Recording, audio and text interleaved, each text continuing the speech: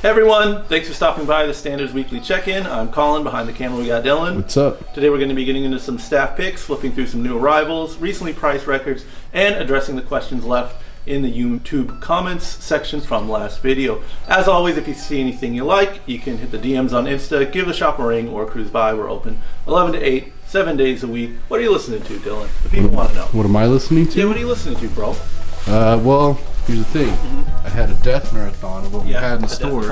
Death-a-thon. We had Leprosy, the second record. We had Spiritual Healing, the third. Individual Thought Patterns. Go on. And Scream Bloody Gore. Yeah. We got a good chunk of the catalog. Yeah. Missing Human. We're missing Human and Symbolic and Sound of Perseverance. Yeah. But, I wish we had Human. But, surprised these are still at the store. But, not surprised. I ordered a lot of copies. I know. I noticed that. I realized that. But still, there should be. I agree. There'll always be a run on death. Yeah. Yeah, it's one of the best catalogs that's consistently available right now in reissue form. Really. And they're really hard to find originally. So yeah, you're right. They should be flying off the shelves. And they go. We've sold a lot of copies of those over the years. Yeah. We can't be too disappointed. Fair enough. I thought of getting one of those shirts with the cats walking on it. Oh yeah. To pay respect to Chuck recently, but it wasn't the same shirt that he was wearing in that one MTV video or MTV interview. Yeah. So I said no, it wasn't the same one, but it was still would have been cool. Might still get it. I don't know. Can't bring back cat. We're not ready to bring back the cats walking shirts, are we? I don't know. You know what we should bring back? I'm listening. Cats, the movie. We had a good run. Yeah. All right, what else you got? What else do I got? Yeah, I'm curious your thoughts on this because I don't think you've ever told me how you feel about it. So it's Unbroken, Life, Love, Regret. Straight edge band from San Diego in the 90s. What do I think? I just like them. I don't know. Oh, well, you picked it. I'm not I like the band. It sounds good. I don't know. There you go. I'm straight edge. Can I just live my straight edge life listening to Unbroken? I'm not going to argue with you. That's the last LP? I forget. Yeah, they only did 2. Well, technically there was like a collection of their singles and stuff, but that doesn't really count. Yeah. And there's like a couple singles they put out after it. Which one did you say you like the most? I like the singles collection. I think has like the best songs or whatever. Yeah. But I really like that Ritual album. I like them kind of when they're like sloppy or like trying to find their sound or something like that. Maybe a little bit more generic because their early stuff is so much like a lot of that hardcore from that era that I like a lot, like Inside Out or Outspoken or what have you, that I kind of tend to lean towards that just because I like, they sounded a lot like everything else and I liked the everything else they were sounding like, so I enjoy it. But this is clearly like their grand statement. Yeah, I would say after listening to a discography a year ago, I still really I fell for what you would call the meme. I like Life, Love, Regret. Yeah. I wouldn't call that a meme, but no, it's a great accomplished work. Nothing wrong with that. Yeah. Like I said, they didn't really do anything bad. I got just keeping it simple, very. I don't know why I've never given this record a shot. Taste of Honey. They have a big disco song that everyone would know, but there's no real standout hits on here. Just real solid playing, real solid batch of songs. So really consistent. Listen to it a lot. Brought a smile to my face. So there's my staff pick. Flip through some records. All right. Sheesh. Sheesh. I mean, you say it IRL, just like sheesh, but it's kind of like it's a saying now, right? Yeah, because I read it in caps, so in my mind they're yelling sheesh, sheesh. Slang. I think this is legitimate. But there was some very mainstream media outlet, and they were like interviewing like Gen Xers, Yeah. Well, this young hip with it person knows what's going on. What are some of the young people saying these days? And she started making bullshit up. 23 skidoo, it's big, back in a big way. If you're ever asked about what's going on with young people, you know that you're talking to someone so clueless that you can just make shit up. I know. What are you doing for Thanksgiving? I think I'm gonna have family Thanksgiving during the day. Yeah. And then have Friendsgiving at night. Well, when does Friendsgiving start for you? When I wake up on Thanksgiving Day. I text all my friends. I love you. I love you. I don't like this day particularly. I don't care for it, but hey, just letting you know, I give thanks for you. Love you guys. And that's it. That's my text. I was wondering why I get that really weird text from you once a year. Yeah. At first, you think it's one of those chain texts, and then it just becomes like a heartfelt message. Yeah. How long does it take to get like a straight-laced Thanksgiving out of the way?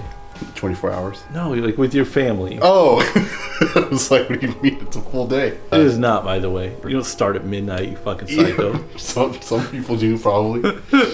Kids, wake up. Pilgrims, we gotta dress up. Why do people do that? I don't know. It's weird. I don't know. If the family is just my immediate family, I could spend like 3 hours and then I'm like, all right, I gotta go. If it's like family, which Filipino family means like every family that's in the city, that could take about 5 to 6, 7 hours. Sheesh. YouTube comments, the part of the show where we address the questions left in our YouTube comments section from the previous week. Alex is asking our favorite Lee Ving appearance. What do you got, Dylan? He's talking about TV, movie. The man had a big career. You know what I thought was funny recently? I remember hearing a long time ago, it's like, oh, Lee Ving stopped doing his band to make it in Hollywood. Yeah. But then you look at his movies and he hasn't been in much. Yeah. And like as a child, just not really knowing how like life works. It's like, oh yeah, he was in Clue, so you know he's set for life.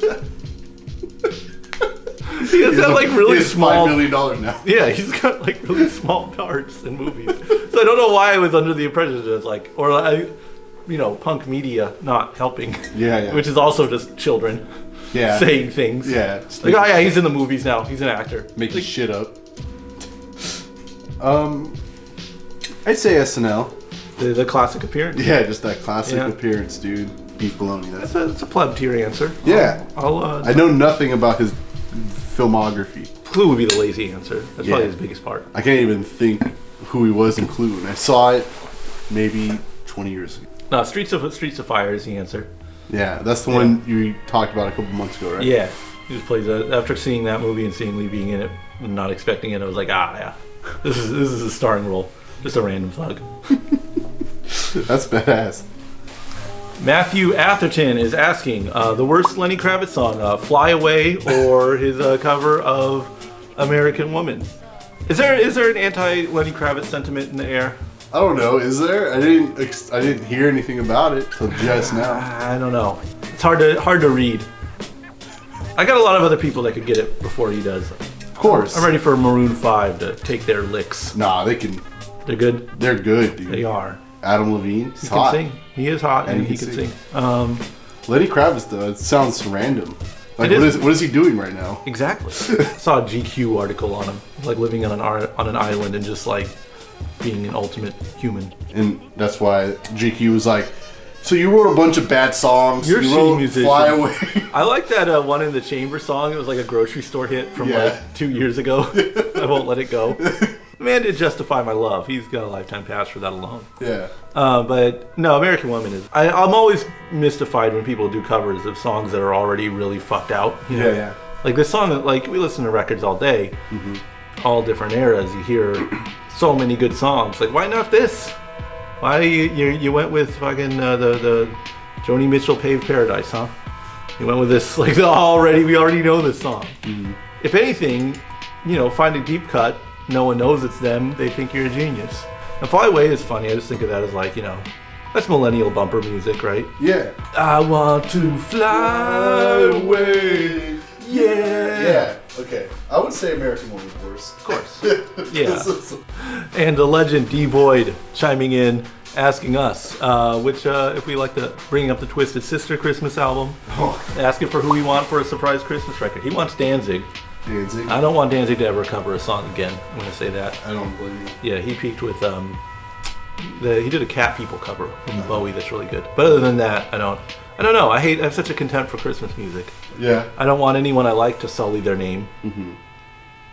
So, like, I don't know, R. Kelly. Yeah, I want someone so awful and heinous that they make a Christmas record and it ruins Christmas music for everyone. They forever associate the two together and then it just crashes and burns. Well, I don't know, last year 100 Gex had that Grinch song, but I don't know if that counts. Yeah, that's why it's so hacky. It's like, when does the Christmas part come in? Because there's like sleigh bells in the background a bunch. Yeah. Foo Fighters should make a Christmas album, dude. Foo Fighters deserve a lot more hate than Lenny Kravitz. Yeah. I don't like either, but... Yeah. So let's have... Alright, so your answers are Kelly and Bill Cosby. And my answers... Until I can think of someone more heinous. Yeah. and mine's for the Boo Biters, so that's pretty cool. If you have any questions you'd like to hear addressed, leave a comment in the YouTube comment section. We'll get to it next week. Thanks for watching, everyone. Bye.